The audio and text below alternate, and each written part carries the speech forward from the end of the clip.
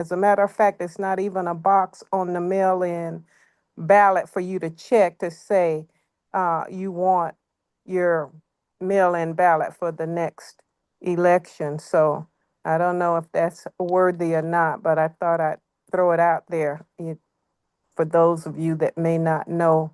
If you're voting by mail, they're not automatically sending you your ballots, at least I know here in Pasco County. Okay, good. Thank you very much. It's almost getting required to have some kind of vocational license to know how to keep up with what you need to do to vote, you know. It's getting more Yes, complicated all the time, you know. yes. Okay, I'm Reverend Judith. Anything to report? Just please keep my Aunt Irene in your prayers.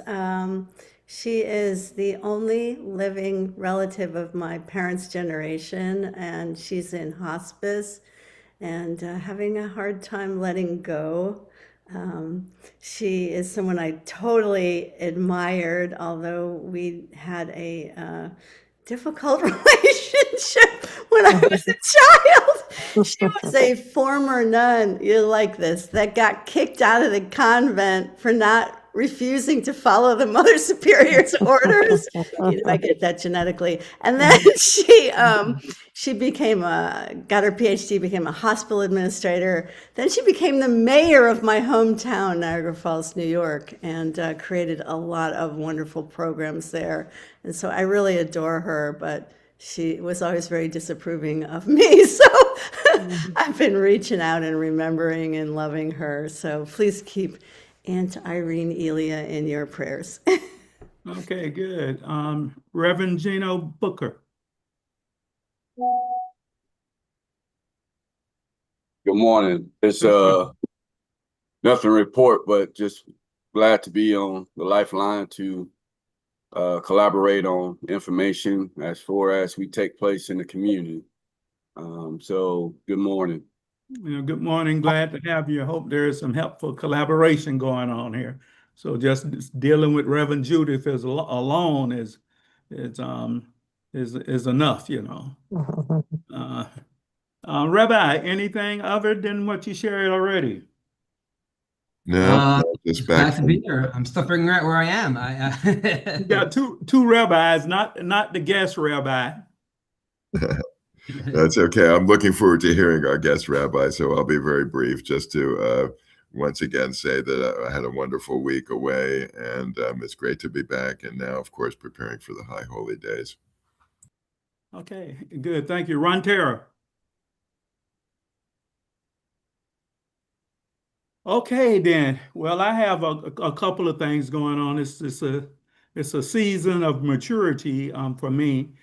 Just every way I turn. I got word yesterday that one of my very dear colleagues who had labored with me for more than a couple of decades, trying to make higher education accessible to low income and educationally disadvantaged students here in Pasco, Hernando, and Polk counties had transitioned into eternity. The brother worked hard and labored hard to against this kind of silent anti-Blackness that was existing in higher education citadels around the state of Florida, writing policies and teaching folks how to be understanding, working with judicial processes and higher education. So two of them passed, Sylvester Little at Polk and brother Lorenzo Edwards at Florida Central Florida College in Ocala. So that is we'll be funeralizing Sylvester tomorrow over in Lakeland. So I plan to go. He worked with a lot of kids from Pasco and Hernando counties around here, and he will be dearly missed. So that's basically what I have for right now. So I'm gonna take it back over to Reverend Dr. Els. Rontero say she's listening in. Dr. Els. It's hard to believe that he passes up an opportunity. He must be frozen.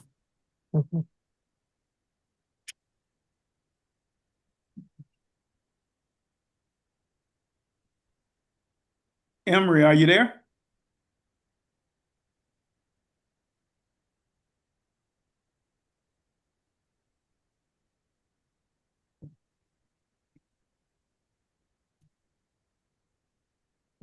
Well, that's all I have.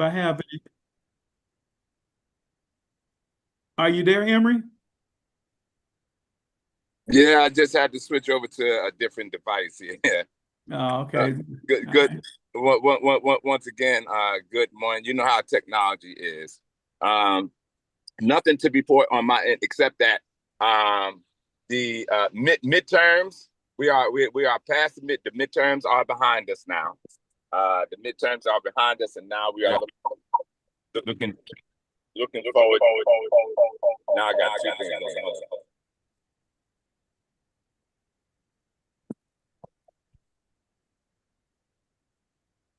Pressing forward now. You got a terrible echo. Yeah, you have to mute one device if you're going to use the other.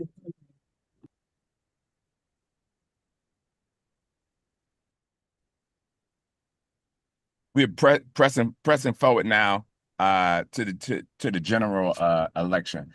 One of the reasons why I'm probably having bad frequency because I am connecting and broadcasting right now from the corner of Jerome Avenue and 167th Street in the Bronx. I have a young man who has graduated.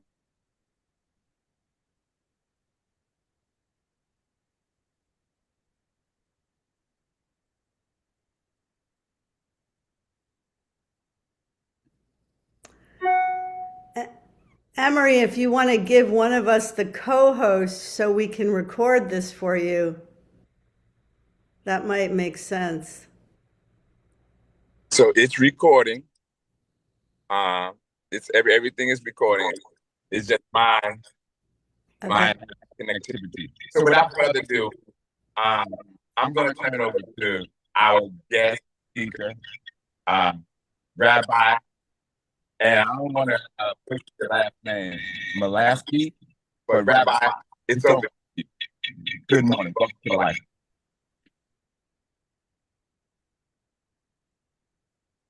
Hello. Good morning. You're on, Rabbi. Good morning. So for me, it's already the afternoon. I'm in Ghana. It's 1:15 over here, so good afternoon. First of all, if someone could just I got an email from Emery, I believe it was, inviting me to this to take part in this. I don't really know what this meeting is. If someone can maybe just fill me in briefly what this is and give me an idea of who I'm talking to. You're talking to a bunch of faith leaders, mental health servant on a weekly teleconference platform that address issues related to faith, wellness, substance abuse, etc. A bunch of wellness folks who are trying to heal the world. So that's it. We come from educators, so various backgrounds, but principally it was founded about 7 years ago to address issues related to substance abuse, suicide, and just generally faith. So it's an interfaith group. We have Jews, we have Muslims, we have Buddhists, we have atheists. So we have a plethora of individuals, a variety of faith believers that participate on a weekly basis. Beautiful. Okay, I hope that Okay. helps. Yeah. Okay, so my name is Rabbi Noach Majeski. I live with my family here in Accra, Ghana. I'm originally from New York, from Brooklyn. My wife is originally from Paris. And then 12 years ago, 11 years ago, 11 and a half years, almost 12 years ago, we moved here to Ghana to open a Chabad Jewish center over here in the city. It's a small Jewish community. And trying to do our best. I didn't realize that I guess I didn't really understand the idea of this meeting, so I didn't prepare like a proper speech. But if you have any questions, I'd love to ask. I'd love to answer. or anything you'd like to hear about the Jewish community or life in Ghana or whatever it is. Yes, I'm glad you asked. And once again, thank you, Rabbi, for taking the time to be on. One of the reasons why you're on today, because I myself, Reverend Dr. Ale, Senior Pastor of the Pristine Baptist Church, and also the president of this Lifeline here, I just recently visited Ghana, and I found it was fascinating. I knew that we had Rabbi Becker, who is the board member of the Lifeline, and we have all of our faith leaders here. It's hard to hear you. You have a strong echo.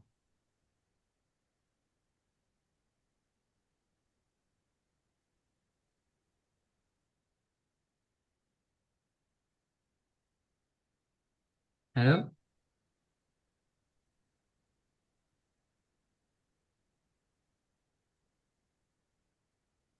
Can you hear me now? Yeah. Excellent. Yes. So, after visiting Ghana and learning that there was a Jewish community there in Ghana, I came back and I shared with the Lifeline, and then got in contact with you, and you responded, and I thought how great it would be to invite you on the Lifeline as our guest. So please tell us about your work that you're doing in Ghana there. I also saw a picture of you, and I believe one of the kings there or one of the Muslim leaders there in Ghana. So just tell us a little bit about your work in Ghana there and what you're doing. Okay, so I guess briefly, it's a small Jewish community over here. It's mostly expats. There are some local Jews, but the community is I'd probably say 80% expats.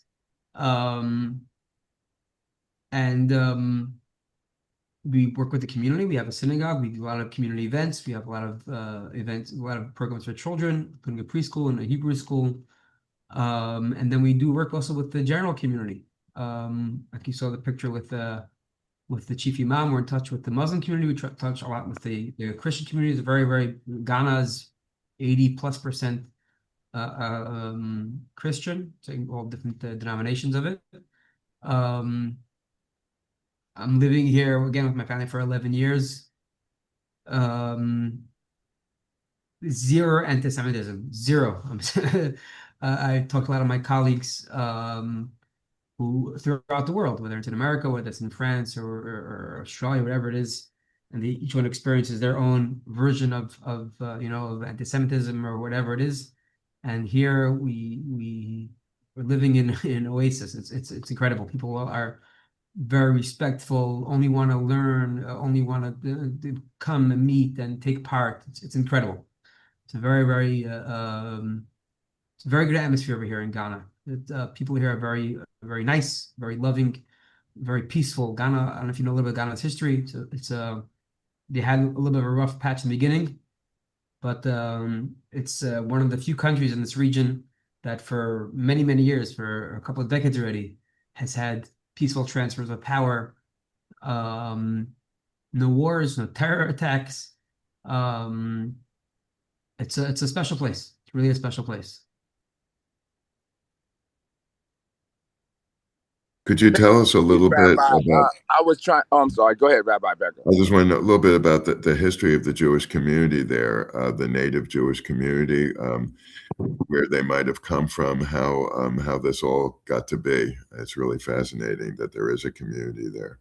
So there's the most of my community, like I said before, most of my community, we're in Accra. We're in Accra, which is the capital. So most of my community that come on a regular basis is our expats, doing various working in various fields, whether it's a diplomatic community, diplomats from the US, Canada, Israel, or wherever it is. We have some English, or a lot of people that work here. There are a lot of very big companies that bring engineers and project managers and whatever it is from all over the world to manage projects and to deal with all different types of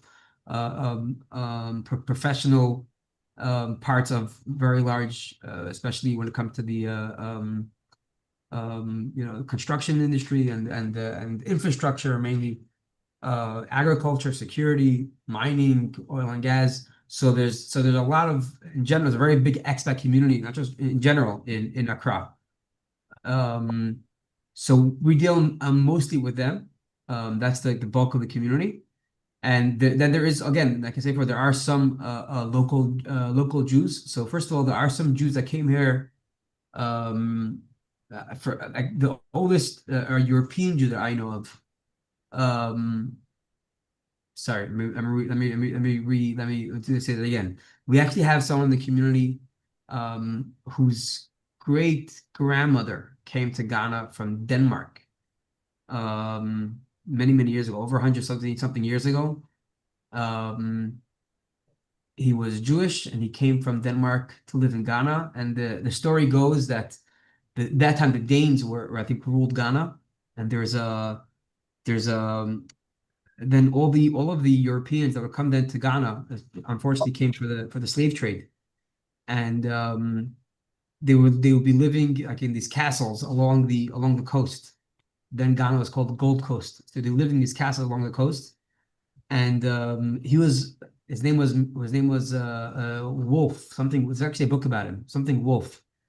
And because he was Jewish, they didn't allow him to be with them in the castles. So he was living with the locals. And the story goes that he outlived almost everyone that came with him, because most of them died from malaria and no one knew how to treat malaria. And being that he was living with the locals and they had all these traditional medicine and traditional ways on how to treat the malaria, he survived. So that's his story. So he's actually a great grandson of, so he has roots from this Wolf guy, and then there's another on his mother's side. He's also from Danish Jews as well. There's a lot of Ghanaians that I know of that have also come from this Wolf. He has many descendants that are saying that are not necessarily Jewish but come from him. There's actually a home in Accra, which was his home, and they say he's buried over there, and it's like a bit of a small museum, like a memorial to him, whatever. That's for Mr. Wolf. And then there's a community in a city called Sefwiwiaso, which is about 7-hour drive from here. I've never been there. It's a far and tough drive, very bumpy, very not proper roads. But some of the people in the community have come to Accra and joined us sometimes for our services.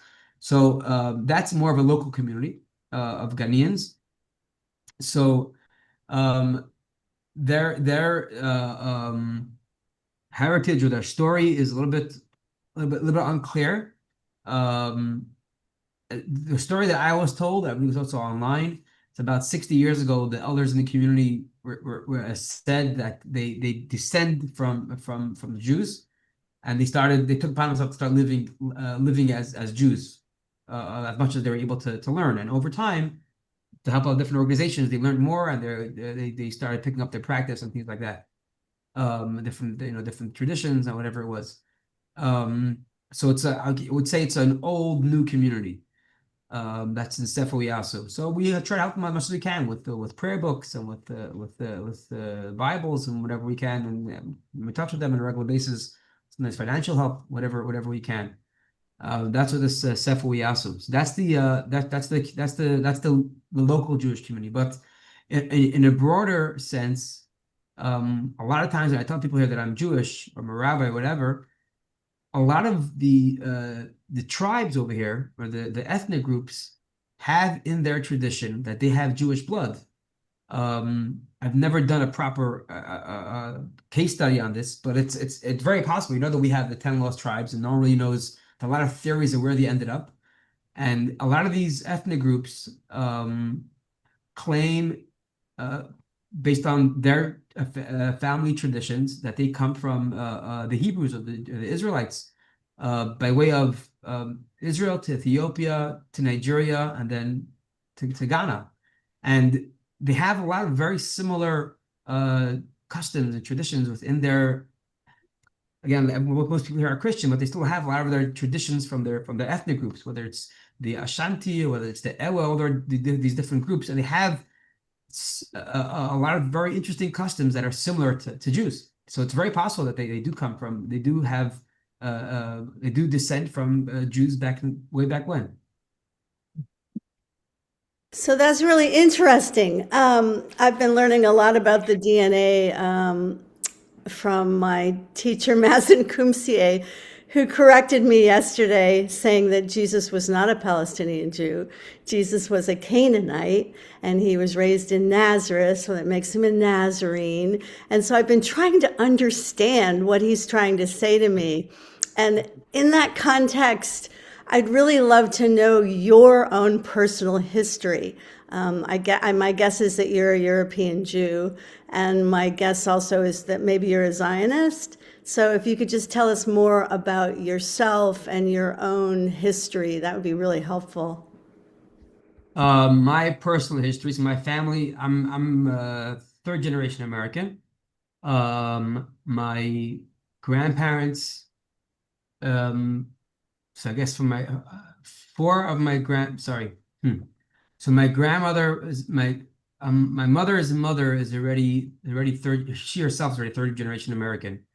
Besides for that one, my mother's mother on her side, everyone else came after the war. After the war, my father's father lost. He was a Polish Jew. He lost everybody in World War II in the Holocaust.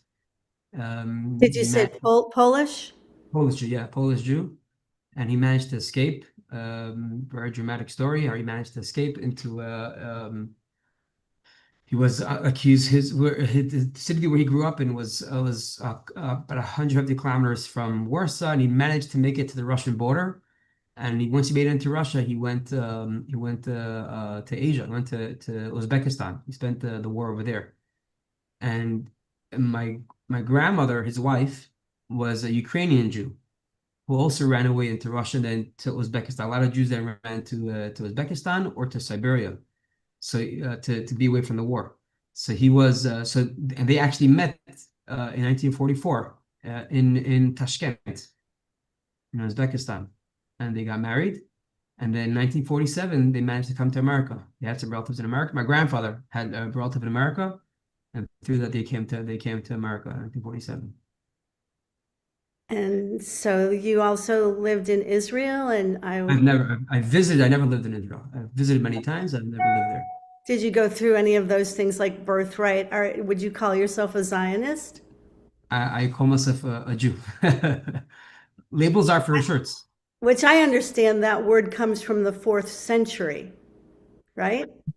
The word That Zionist. before the 4th century, there was no idea of Jew. So I believe the first place Jews are called Jews, Yehudi, is in the book of Esther, which is about, I would say, about 400 BCE, give or take. Oh, in the oral tradition, right? Yeah. Anyway, No. The book of that's Esther. okay. The book of Esther is the written Torah, not the oral Torah. The book of Esther, the story of Haman and Esther and the story of Purim, right? That happened between the two temples. So it's right after the destruction of the first temple. Yeah. So it's called Mordechai HaYehudi, Mordechai the Jew. Okay, so Noah, tell us about you and your theology and your beliefs. Are you a Zionist? I'm not. I prefer not to get into politics. Let's keep it about Ghana. What are you teaching there?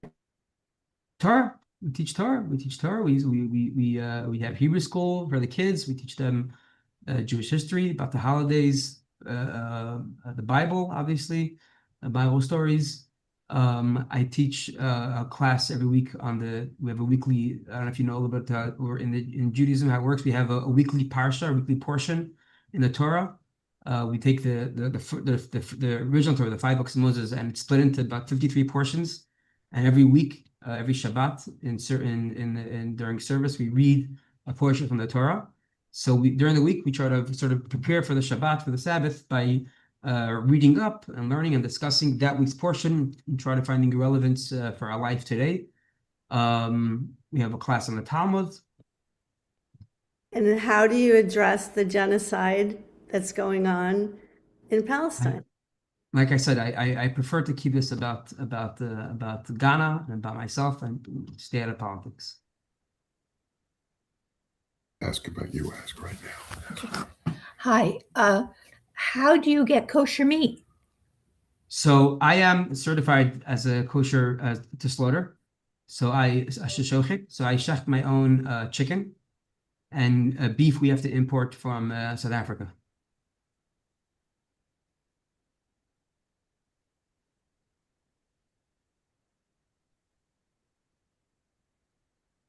Any other questions? You know, I found it very interesting that we have and thank you for your presentation, Rabbi, because as a result of your presentation, I'm learning that, man, we have more in common than we do differences. Once again, I think this is has been the theme of of the Lifeline. And so I just want to thank you for your presentation on today. And Thanks for all inviting me. go ahead. I'm sorry. Thanks for inviting me. Been great. I'm sorry. I didn't, and it's because of me. I got a crane in the background. Say it again. So thanks for inviting me. Thanks for the opportunity. Oh yes, absolutely, absolutely. So yeah, so Accra. I like I said, I was just there, and one of the things that I found fascinating that it is bustling with activity, commerce, trade. You want to talk a little bit about that? I mean, yeah, the city has changed tremendously since I moved there. There's a lot of infrastructure work going on. I'm sure you've seen the amount of work on the roads and the highways. Yeah. In Oh my goodness. Yeah. We call that every time we drove on those highways, we call it get ready to get an African massage. Yeah, but on the wrong part of the body.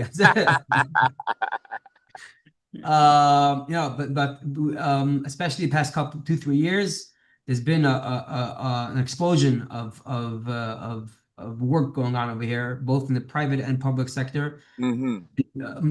There's When I moved to Ghana just 11 years ago, there were very, very few multi-story buildings. Now it's like everywhere. It's incredible. Mm-hmm. Incredible. Mm-hmm. If you go on a roof of a building, you look over Accra, the amount of tower cranes you see, you'll think you're in New York. It's unbelievable. Mm-hmm. It's new. It's new. Mm-hmm. It's amazing. It's very special. The city is definitely up and coming. Really, really is. And I Yes, think a big part of it because Ghana really is a very, very safe and friendly place. So it if is. someone's looking for a place to come to, and doesn't have to worry about security, doesn't worry about about the watching his back, whatever it is.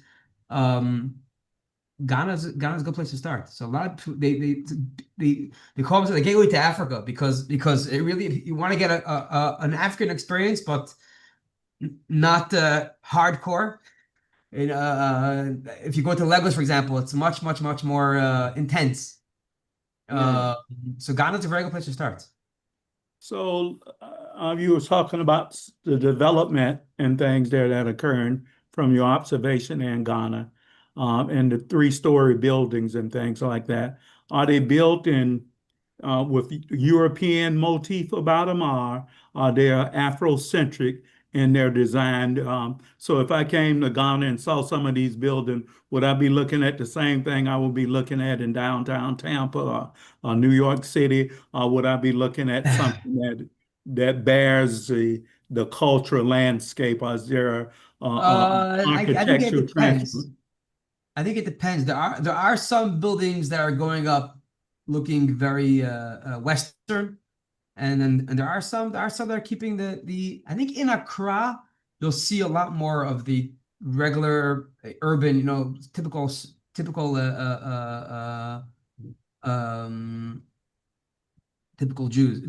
buildings, like in Europe or America, whatever it is. But if you go outside the city, you still have a lot of a lot of like it's like these palaces and they're redoing them in the same old style. Still have that. Yeah.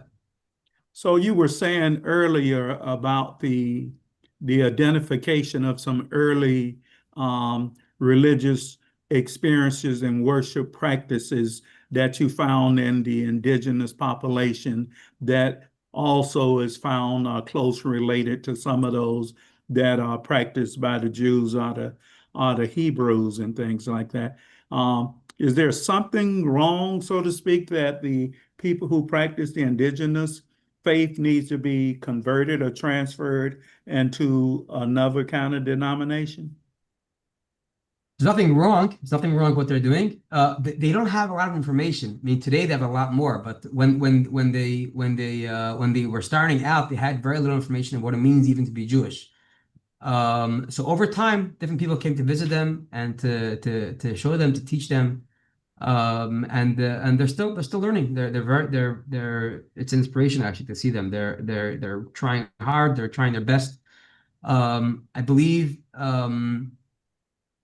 If they would want to, let's say, join a traditional Jewish synagogue, they probably have to go through a sort of a conversion, because in Judaism, it's a maternal religion. I mean that it goes by if your mother's Jewish, then you are Jewish, and being that it's relatively new that they're Jewish, even meaning that they recognize their Judaism. So even if they have Jewish blood, being that they can't trace it back for generations, so most rabbis will tell you they should do what's called a giyur l'chumrah, just in case, go through another like a sort of a abridged version of a conversion, just to make it official. Thank you. It's fascinating that in many cultures, people who practice other religions discover that they have Jewish roots, sometimes without even knowing it. When my wife was in Brazil, she noticed in Recife in northern Brazil, much of the native population had customs such as lighting candles on Friday night, not just knowing that it was a tradition of their family.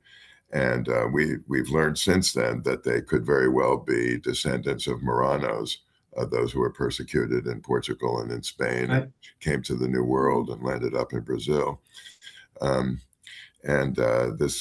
We have others. In fact, we even have a congregant who is from Brazil and did a DNA test and found out that they were Ashkenazic Jews from their DNA. And now they're very, very immersed in Judaism. They went through the conversion, like you say, a very abbreviated conversion process, and are very active members now. But even those who continue to practice other religions, there's certainly nothing wrong. And again, it shows how much more we have in common, that we all basically come from the same place. And it's so important that we respect and love each other. So in just the presence of Judaism in some of these places, like when the Christian missionaries came to some of these spots and things, they condemned the practices and told them that their gods were no good, and they need to get rid of them, and you needed to take on my God. And in return, they took on their God, and they lost their land, they lost their culture, they lost their identity and things like that. So from what I'm hearing, that Judaism was not pushed or pressured on any existing indigenous population. Yeah. Well, that doesn't make sense, because what you said was that the Danes, the colonizers, came in and populated a mixed race, right? That there are Jews that are mixed, that you're finding have their roots to the Danes, which definitely enslaved and colonized Ghana. What's the question? So, is the history of Judaism in Ghana a messianic tradition? Like, did that Danish guy living in the palace and stuff try to convert everybody or just enslave them and see them as not No, I think you as missed. not intelligent or Maybe something, you know, like maybe we're I saying. didn't. Maybe I didn't explain myself well enough. I didn't. I never said that. First of all, I said he wasn't living in the castle. That's number He one. wasn't, right. He was not living in the castle, and that's number one. And number two, it wasn't a religious. It wasn't at all a religious thing. This Mr. Wolfman wasn't. He wasn't religious at all. He was Jewish. He wasn't religious. There's nothing about what I said was Oh, about so him. he was Ashkenazi Jew, but he wasn't religious. I guess, yeah. I'm saying, but nothing about what I said implied that he was trying to impose his religion on anybody over there. I don't I think see. I. I see. But it appears that there maybe were both Christians and Jews trying to impose their religions No, back and then. Judaism doesn't believe in missionizing at all. It's not in our tradition. I see.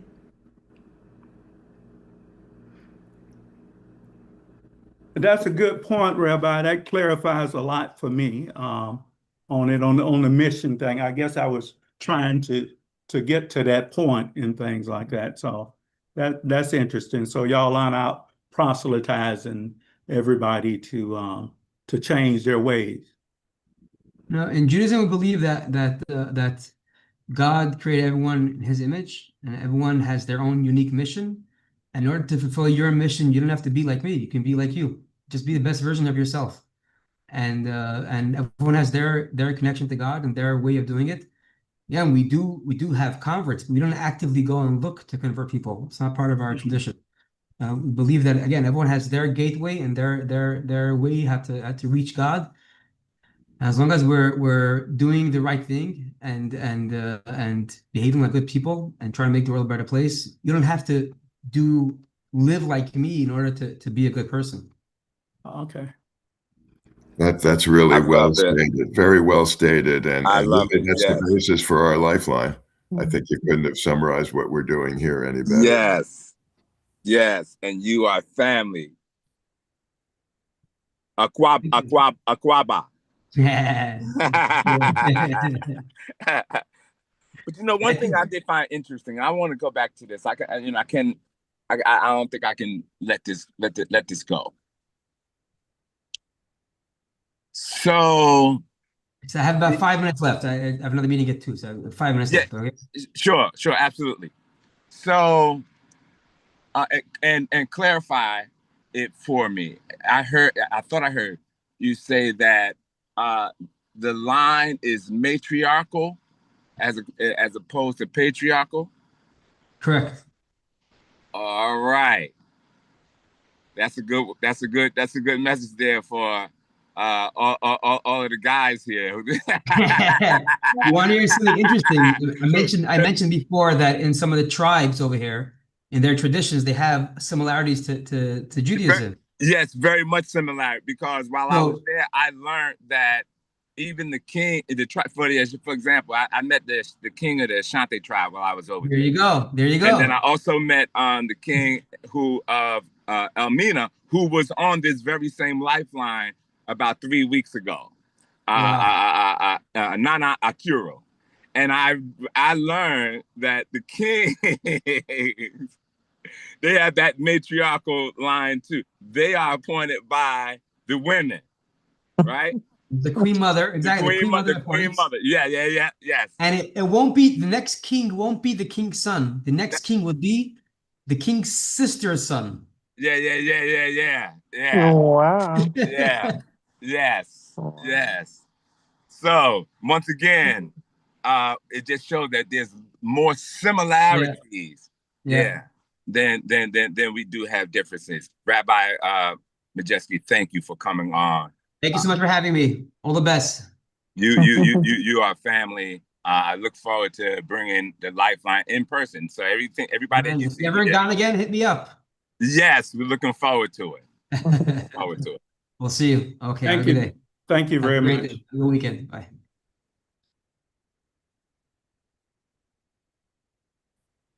All right. You got about 10 minutes to debrief. Dr. Bond.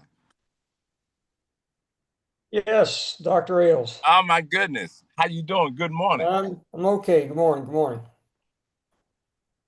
How was that? I think for me, one important message that just came through there is the kind of the interfaith collaboration that Yeah. he has, which is good to hear. Mother Lucille, good morning. How are you? Welcome. Thank you. I'm well, thank you. Just listening in. And how are you doing with your class? I haven't started it yet, actually. Okay.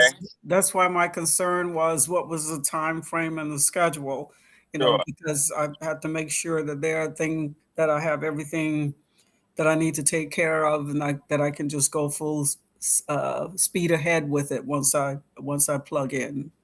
Well, you take your time. You can Okay, study thank you, at your own pace. and thank you for all of your help.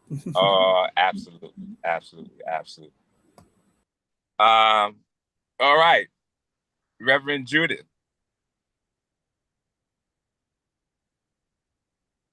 I know your heart is in the right place, Emery, and I yet feel that that was like a whitewashing of, I think at this point in our history, if we can't take a stand against the massacre of children, regardless of what our religion is, if Jews, who people call themselves Jews, can't take a stand against a genocide that is being committed both by our country and theirs, then I think they have no substance for me. None. And that's just my personal opinion.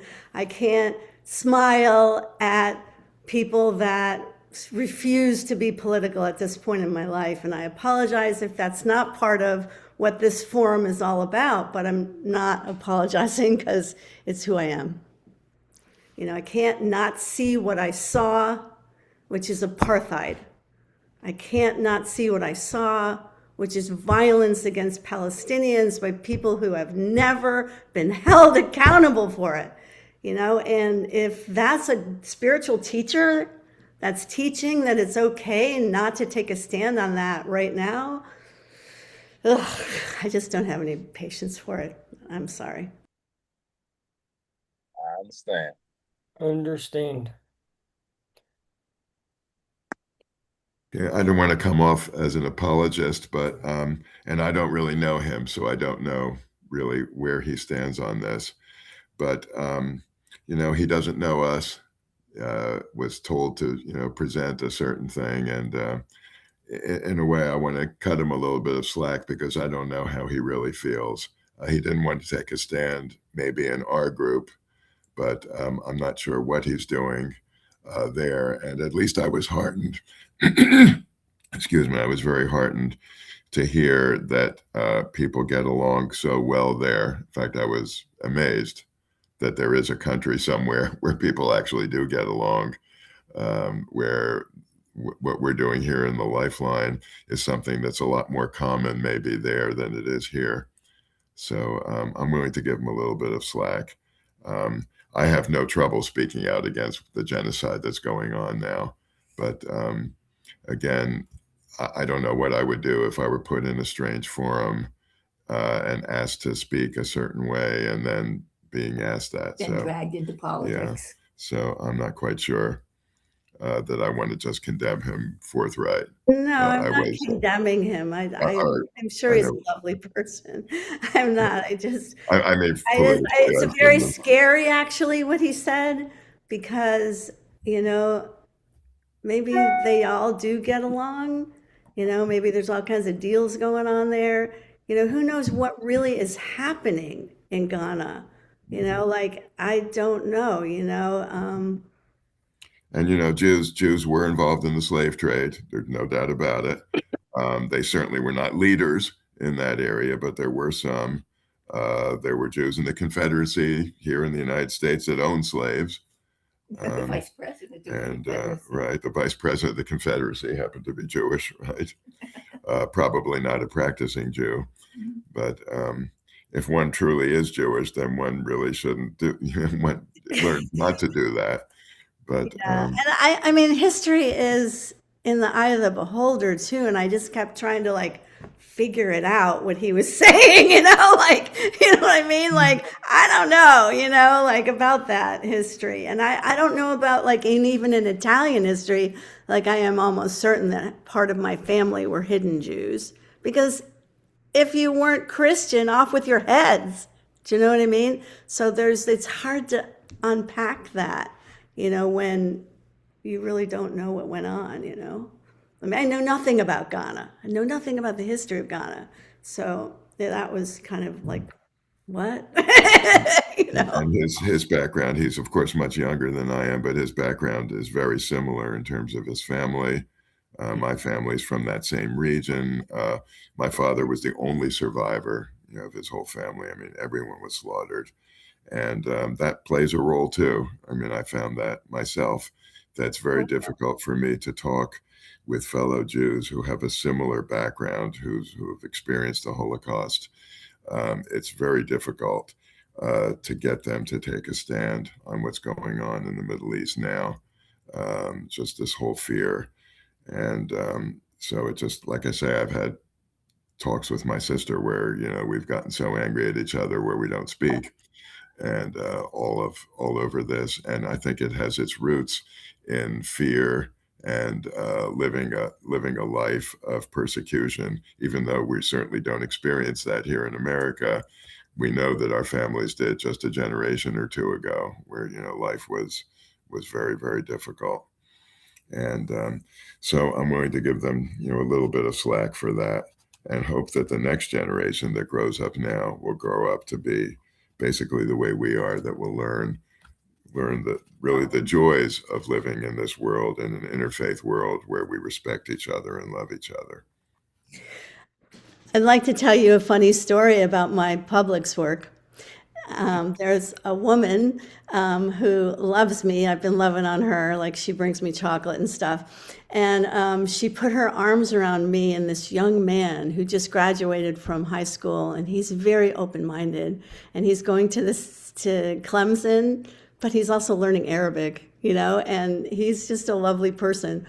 And she puts her arms around us, picks us out of everybody, puts her arms around us and says, "You really should consider moving to Florida because they're passing all the right rules there because that's where Trump lives." I swear to God. And in my role as the customer service manager, I had to like zip it up. And he and I looked at each other and we said, "Thank you so much for thinking of us." And she went on, and he whispered to me just what you're saying, Rebecca. He whispered in my ear, "I think we're just going to have to wait until this lovely lady in her generation passes on to have peace on earth." Yep. Wow. The wisdom of the young people is amazing. Mm. Well, it's a just the power of miseducation, and not willing to be seekers of truth I was meant to say truth. and understanding. So I think I find that to be one of the most frustrating things that I run into. And I know about my own miseducation and trying to get things straightened out. And then, you come into some realities that you may not be ready to receive. So I just pray that we continue to have forums where people can ask bold and courageous questions, and put them on the floor and let them stand and see, how they pan out with the test of time. But I don't think we should let anyone come on the Lifeline or any platform and don't challenge them, just accept, whatever they're presenting, so to speak. And I think that's what we have done the last couple of weeks and things.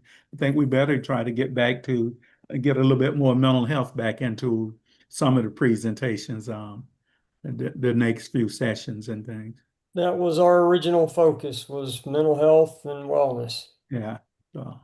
But also maybe when people come on like him, to actually ask them to give us a teaching, like before they even get here, like, so that we can really hear them, Yeah, especially if I agree, especially if it's anybody who's in any faith leadership capacity that they're operating in their life. Ask them to give some type of a 5 minute, 3 minute talk on a topic that's important to them related to maybe mental health and wellness for their congregations, for their community. That's where we started with this whole thing, 6 years ago. And I think that's a great point. And Dr. Ailes, that might be something like whenever you reach out, like I know Dr. Aru did a really great job in what she talked about. She didn't come at it from a faith leader perspective because she's not, but she's a woman of strong faith. And she gave a great talk about her research and what she did and the people had gone and coming from Cameroon.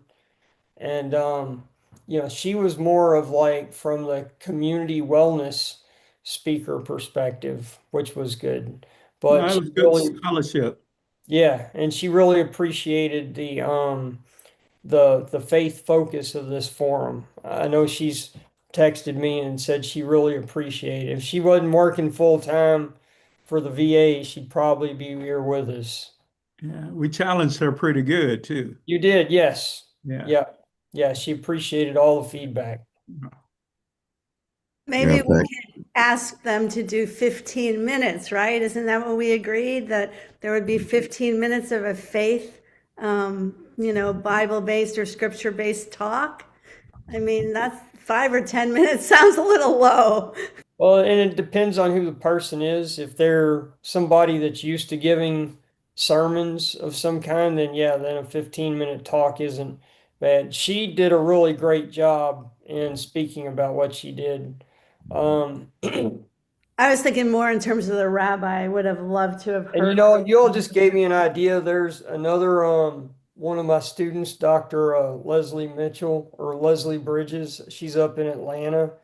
And I know she's a strong Christian lady with her faith, but she also lost a friend of hers. She's an African American young lady, but she lost a friend of hers who passed away from maternal complications in the child growth development process that happened. So I know that's Very common. it is, yes. And what it's done is it shaped her. She was thinking about starting a nonprofit, her and I think her cousin, and that incident has really shaped the focus of their foundation that they're working on. So I'll reach out to Leslie and see if we could have her on as a speaker because she could speak to her connection with faith and what she's experienced in life. And I need to check with her anyways because she wanted me to help her with something.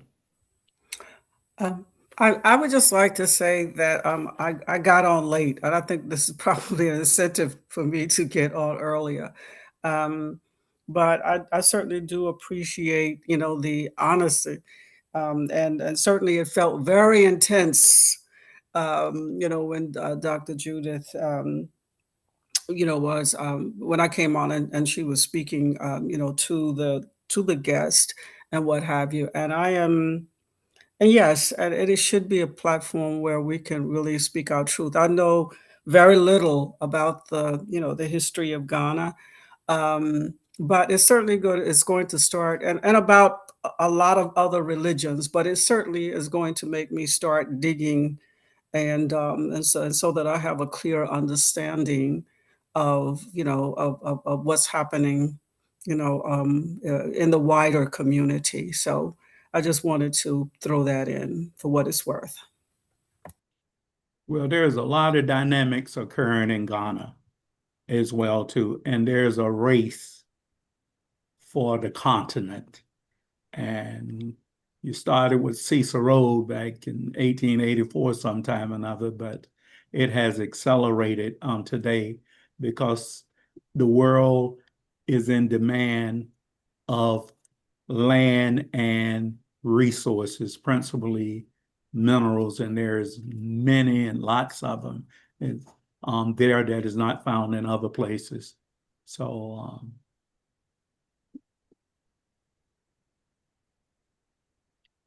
All right. This has been rich. So rich. Like we went past. Usually I'm the one that says, hold on, wait a minute, we had 10 and we already had 10:02. So I want to apologize for going past your hour. I want to I don't take 1 second, 1 moment for granted. Just by way of announcement, when we talk about calendar, I do know that, and we can certainly, come back, to, calendar and scheduling and the 15-minute, schedules as opposed to a full, presentations. I like both, and the line being malleable. But next Thursday, from what I'm understanding, we committed to be with Imam Hassan in person. Am I correct? The last Thursday in August was for Imam Hassan. Am I correct? Correct me if I'm wrong, you all. so So are you saying that we would go down there? Yeah, I think that's what Okay, I think that's what his idea was, to broadcast live and have a meal. I think that's what his. Well, I would love to participate, but that's the day that we volunteer at Metropolitan Ministries. But I hope it'll still be, if we do it next week, it'll still be Zoomed, because I could do that. Yes. Yeah. Yeah. Okay. That's too bad. I could do it the following Thursday, but not next Thursday. The following Thursday? Yeah, but if it's already said and everybody else is planning on attending, then please go ahead and I'll participate on Zoom. So I'll confirm with him, but I think if he hears that the following Thursday will be better, and I'm going to ask now if we all can just pencil in, kind of just be malleable with next Thursday as opposed to, the following Thursday as opposed to next Thursday is as well. Right. I want to make sure, don't change it just for me if Right. other people can't make it on Thursday, September 3rd. Right. Absolutely. All right. If there's no one else, Reverend Judith, you want to close us out with a word of prayer? Question. Yes, I was just responding to Reverend Lucille, the very Reverend. Okay, so let's take a deep breath in and let it all go. And connecting heart to heart and soul to soul, we give thanks for this lifeline, this place where we can speak our truth and learn and grow together.